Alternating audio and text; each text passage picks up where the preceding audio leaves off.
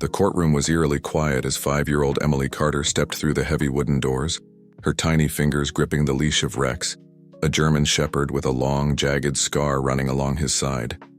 Every eye in the room followed the small girl as she cautiously yet resolutely made her way to the witness stand. Judge Mark Sullivan, a seasoned legal expert with years of experience, leaned forward slightly, his sharp gaze fixed on the child. He understood that the entire case rested upon her fragile shoulders.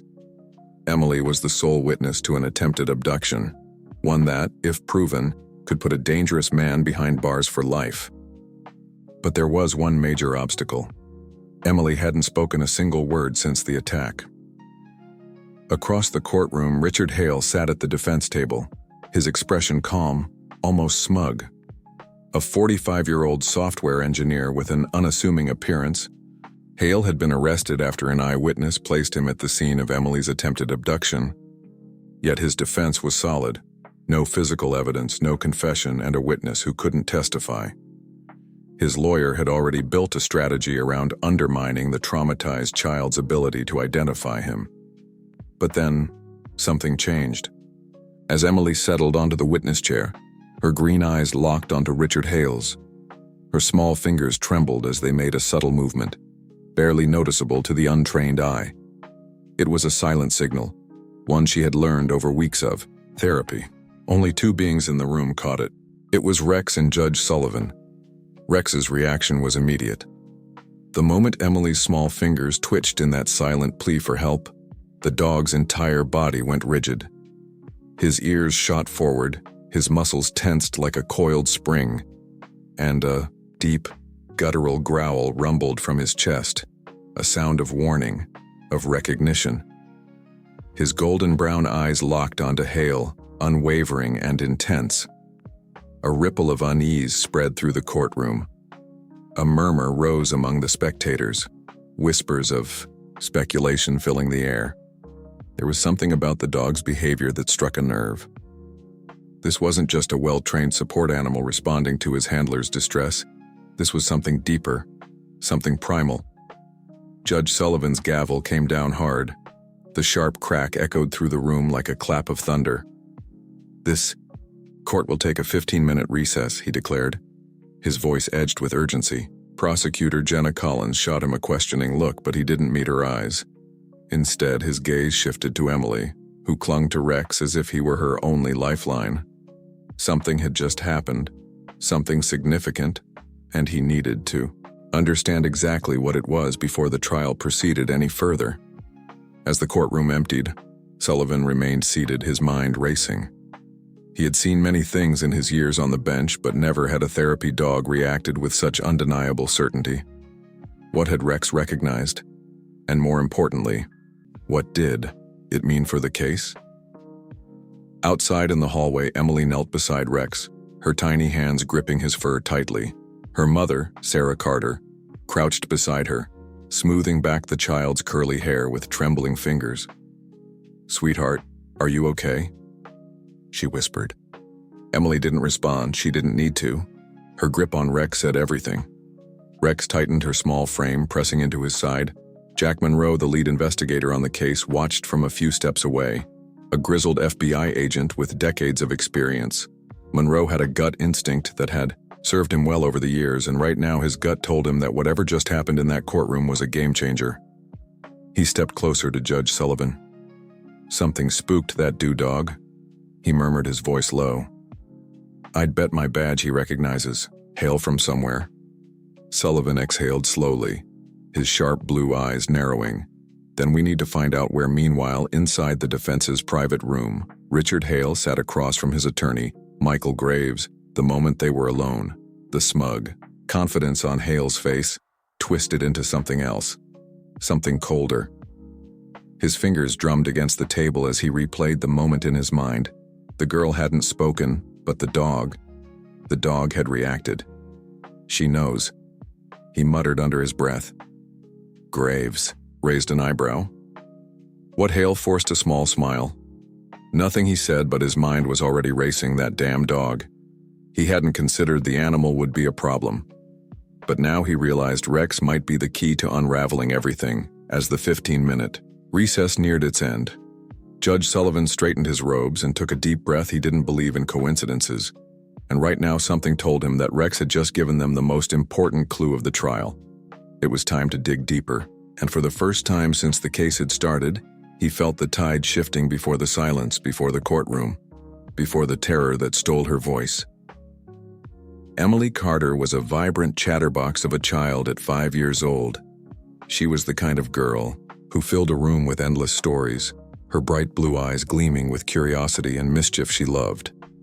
Fairy tales, stuffed animals, and the way her mother read bedtime stories with different voices for each character she had never known fear. Until that fateful afternoon, it had been a perfect spring day, the kind where the scent of blooming flowers drifted through the air and the warm sun painted golden streaks across the backyard.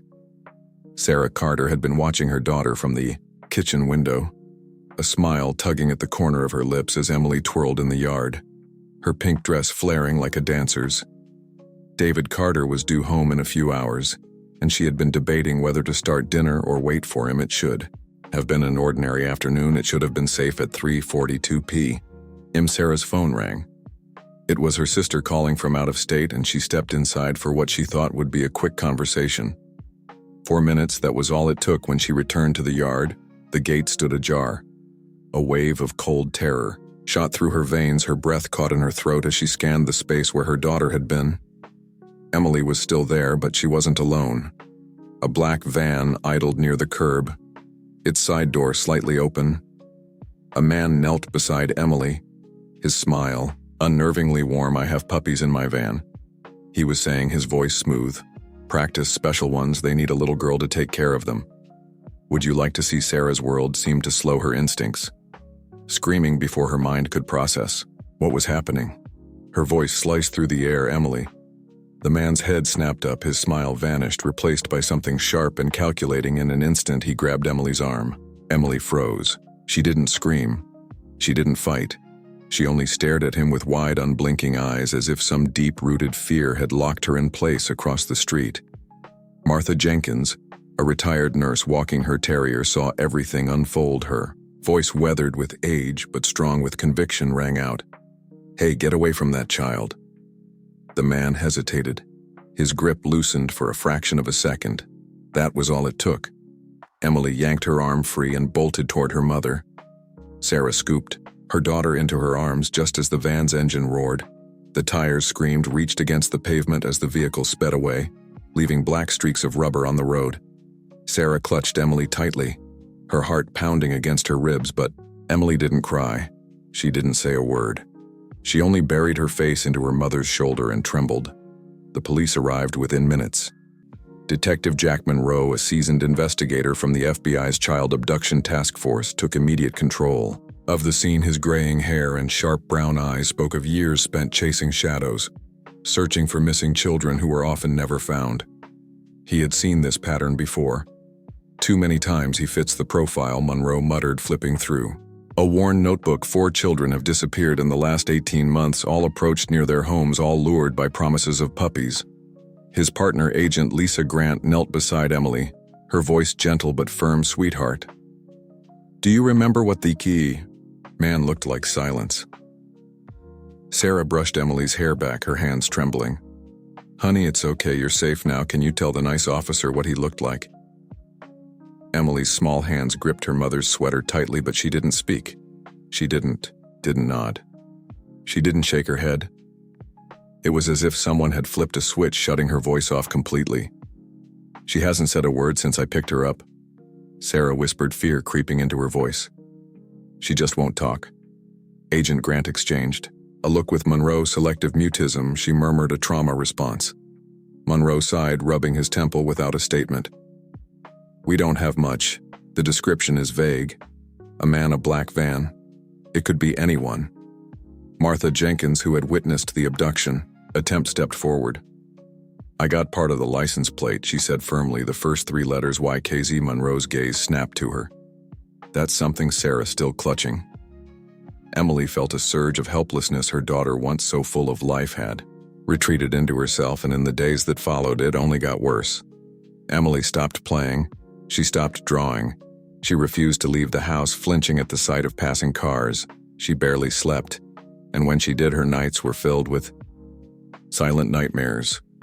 Her small body thrashing against invisible threats, her screams never came, only gasps of terror that woke her parents in the dead of night. Sarah and David tried everything: story time, favorite foods, her beloved stuffed bunny, nothing worked. The child they knew was slipping further and further away. One evening, Sarah sat across from David at the kitchen table. Her eyes hollow from exhaustion. The therapist recommended a support animal, she said quietly. A therapy dog. David ran tired hand through his hair. You really think that'll help? I don't know, Sarah admitted, but I'm willing to try. Anything. Neither of them could have known how much that decision would change everything. Because while Emily had lost her voice, there was someone who could still hear her. And his name was Rex. The air inside Dr. Laura Bennett's animal rehabilitation center was thick with the scent of antiseptic and the earthy musk of fur. The room was quiet except for the rhythmic ticking of the clock and the occasional scratch of claws against the tiled floor on a large orthopedic bed near the window. A German shepherd lay still, his deep brown eyes tracking every movement with quiet intensity. His name was Rex. Once he had been one of the finest canine officers in the city's police force, a dog whose instincts and training in had saved lives. But now he bore the scars of sacrifice. One particularly jagged mark running down his right flank, a permanent reminder of the night that ended his career 3 years ago during a raid to rescue a kidnapped child. Rex had lunged at an armed suspect without hesitation. The man had slashed at him with a knife meant for an officer, cutting deep into his flesh. Rex had subdued the suspect even as blood darkened his fur, but in the months that followed, the injury never fully healed. His mobility was affected, and the department strapped for funds made the difficult decision to retire him. He had been placed on a euthanasia list, deemed unfit for service. That was before Laura stepped in. Dr. Bennett had been running the therapy animal program for years, specializing in cases where animals could help trauma survivors. When she heard about Rex's case, she fought to adopt him, convinced that his sharp mind and unwavering loyalty still had value. And now she was about to test that belief. Sarah Carter sat nervously in a chair, her fingers gripping the fabric of her skirt. Emily stood behind her, peeking out from behind her mother's shoulder. The little girl had refused to speak since the incident 2 weeks ago, and though she had attended therapy, nothing had coaxed a word from her. Laura knelt to Emily's level, her voice gentle. Hi, Emily. My name is Laura. I work with very special dogs. Dogs that help kids who have been through scary things. Emily said nothing, her green eyes flickering to the large German shepherd a few feet away. Rex sat patiently, his ears perked forward, but he didn't move toward her. He simply watched, his presence steady and unthreatening. Would you like to meet him? Laura asked. The little girl didn't answer, but she didn't run either. That was a start. Sarah smoothed her daughter's hair. He's a very nice dog, sweetheart. He used to be a police dog just like the ones in your storybooks. Laura gestured to Rex and gave a quiet command. Stay. The German shepherd didn't so much as twitch. Laura turned back to Emily. You don't have to come close if you don't want to. Rex will wait right here, but if you feel ready, you can put out your hand and he'll come to you. Emily hesitated for long moments. She remained frozen in place. Then, inch by inch, she stepped out from behind her mother, her tiny hand lifted, hesitant but deliberate. Rex remained still, waiting for the final cue. When Laura nodded, he slowly lowered his head and took a careful step forward, then another and another. The moment his warm breath touched Emily's palm, something shifted. Emily's fingers curled slightly, brushing through the dog's thick fur. The connection was made. Sarah gasped softly, pressing a hand to her mouth. It was the first time Emily had reached out to anything or anyone since the attack. Tears welled in her eyes as she whispered, "Oh, baby." Emily's small fingers burrowed deeper into Rex's fur, gripping him as if he were the only solid thing in a world that had turned terrifyingly uncertain. Laura smiled. "That's a good girl, Emily. Rex likes you." The child said nothing, but she didn't let go. Over the next few weeks, Rex and Emily became inseparable at home. She would sit beside him for hours, her tiny hands tracing the scar along his side. When nightmares woke her in the middle of the night, it was Rex's steady heartbeat that calmed her. Though she still refused to speak, she began drawing again simple crayon pictures of a girl and a dog standing together against shadowy figures one afternoon while sitting. On the floor of Laura's office, Emily was watching Rex perform a simple trick when something remarkable happened. "Good boy," she whispered. The words were so soft that for a moment Sarah thought she had imagined them. But when she turned, she saw Emily, staring at Rex, her lips slightly parted in wonder as if she too had surprised herself. Tears filled Sarah's eyes. It wasn't much, but it was a start. Laura placed a gentle hand on Sarah's arm. "She trusts him," she murmured. "Sometimes, trust is the first step toward finding your voice again." Sarah squeezed her hand. "Then we'll follow wherever that trust leads," and it would lead them somewhere they never expected, to a courtroom where a monster would finally be unmasked. The air inside the courtroom was thick with tension.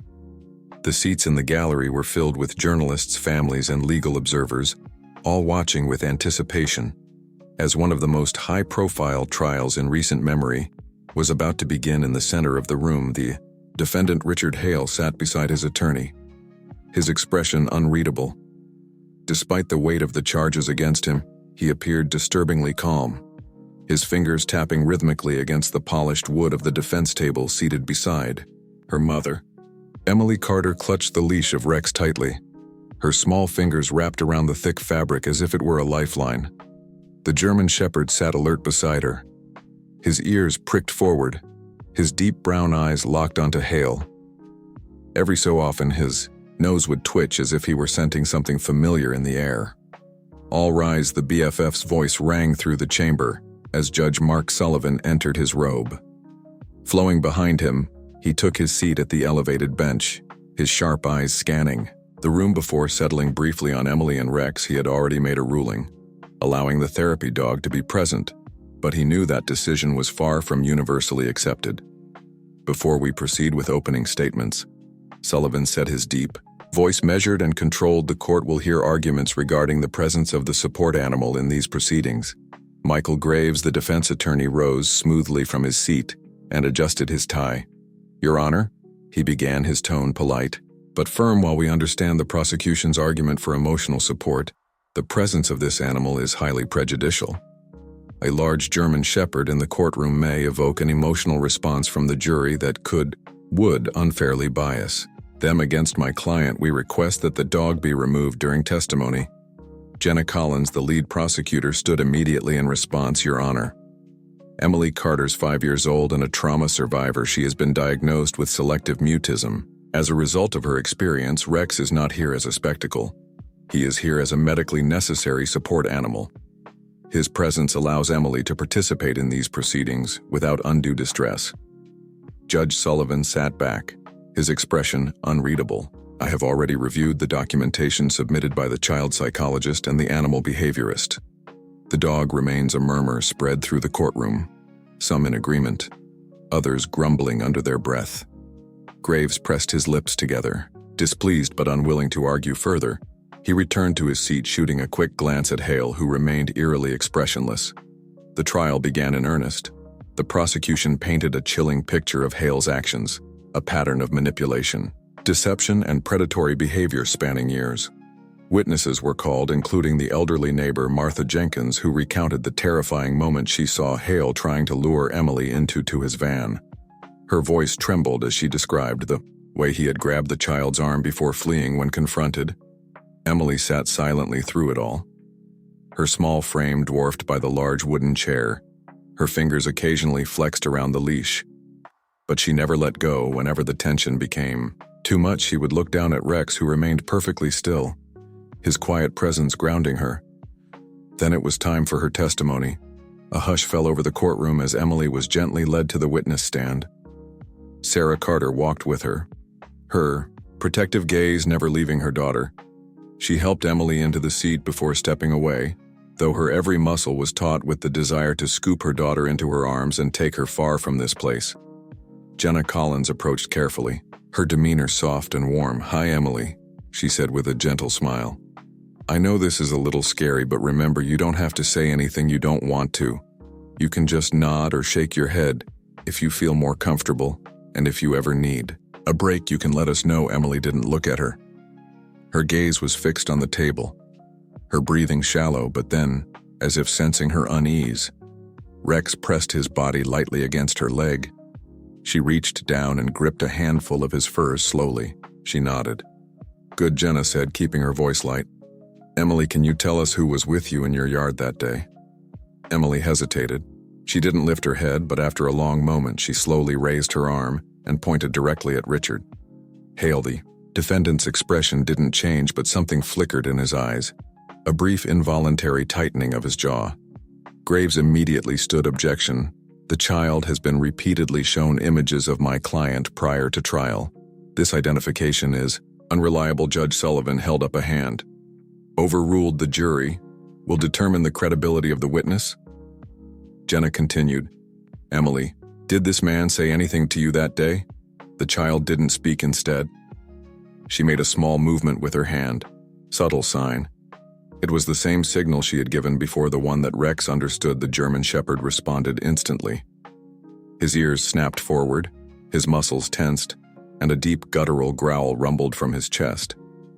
It wasn't aggressive. It was a warning. The reaction sent a shockwave through the courtroom. Even Judge S.U. sat forward, his brow furrowed. Graves stood again, this time more urgently. Your Honor, I object. This is theatric. But Sullivan wasn't listening. He was watching Rex. The dog had gone utterly still, his entire focus locked onto Hale, as if recognizing a scent only he could perceive. It was the same reaction he had when Emily first saw Hale, the same instinct. You'll response, a thought struck Sullivan. Then he turned to Jenna. Miss Collins, he said, his voice carefully measured. Has this animal had any prior interaction with the defendant? Jenna hesitated. Not to my knowledge. Your Honor. Sullivan turned to the defense table. Mr. Hale, have you encountered this dog before for the first time? Hale showed real emotion. His fingers, which had been tapping so calmly earlier, now clenched into a fist. He remained silent. Then Jenna's eyes widened as a sudden realization hit her. She turned to her co-counsel and whispered something quickly. A second later, a member of the prosecution team rushed out of the courtroom. What is going on? Graves demanded, his patience thinning. Jenna straightened, her expression unreadable.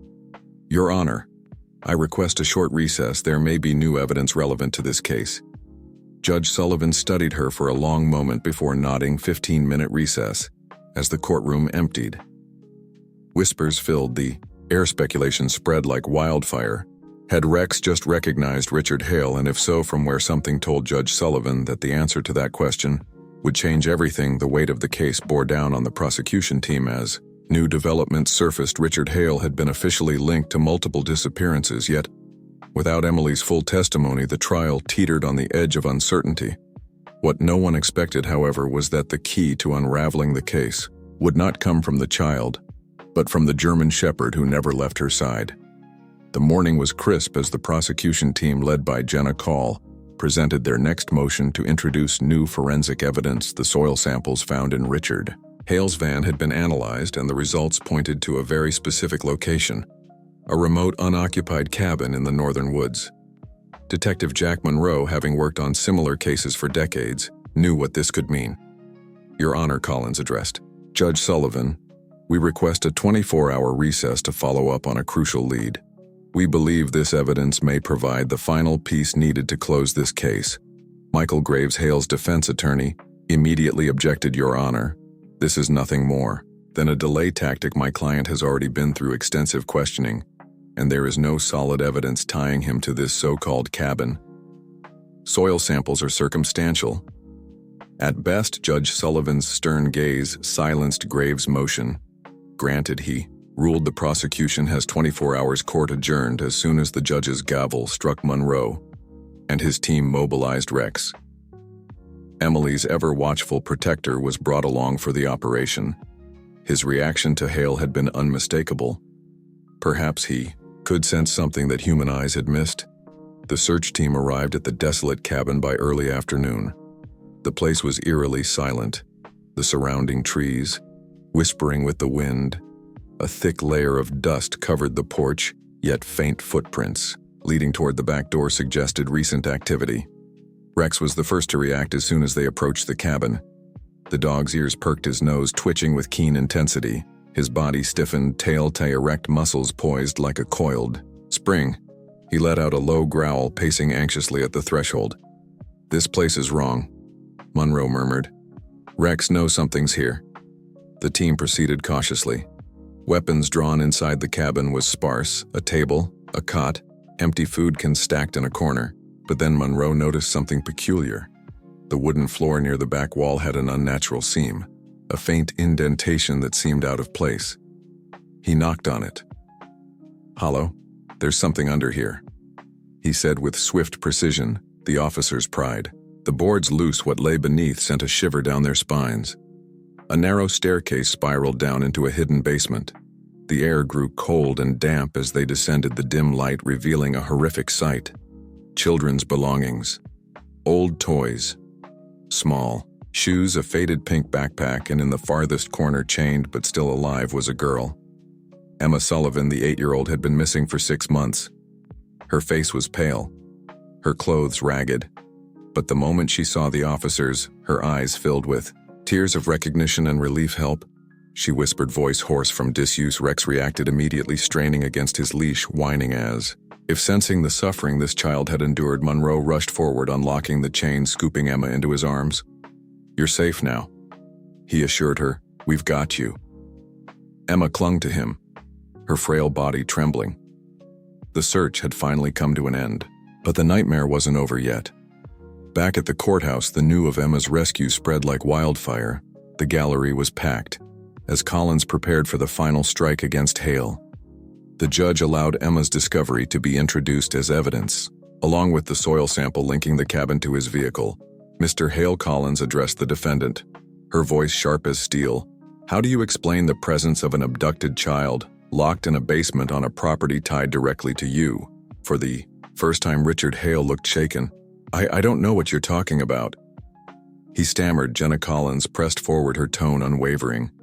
"Your DNA was found on the chains, your vehicle's tires matched the tracks outside the cabin. And more importantly, Emma Sullivan is alive, meaning she can testify against you." The weight of those words settled over the courtroom. A single survivor meant a witness who could single-handedly dismantle his defense. Hale's carefully constructed composure began to crumble, his lawyer whispered furiously in his ear. But it was clear he was cornered, and then it happened again.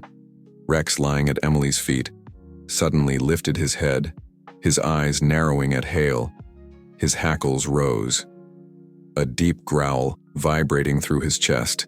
The room went silent as the German Shepherd took slow, deliberate steps forward, his gaze locked onto the defendant. It was a look of recognition. Hale flinched. Everyone saw it. The man who had maintained his arrogance throughout the trial was now visibly sweating, his hands gripping the edge of the table. He turned to his attorney, muttering something frantically. Then, in a voice barely above a whisper, he said, "I want to change my plea." Gasps erupted across the room. Judge Sullivan's gaze darkened. "Mr. Hale, are you stating that you wish to plead guilty?" The room held its collective breath. Hale exhaled shakily. Yes, the trial's abrupt end sent shockwaves through the nation.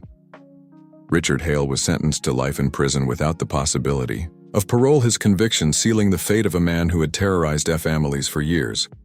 But the true heroes of the case weren't just the lawyers or the detectives. It was a 5-year-old girl who had found her courage and a dog who had never given up on her in the days following the sentencing.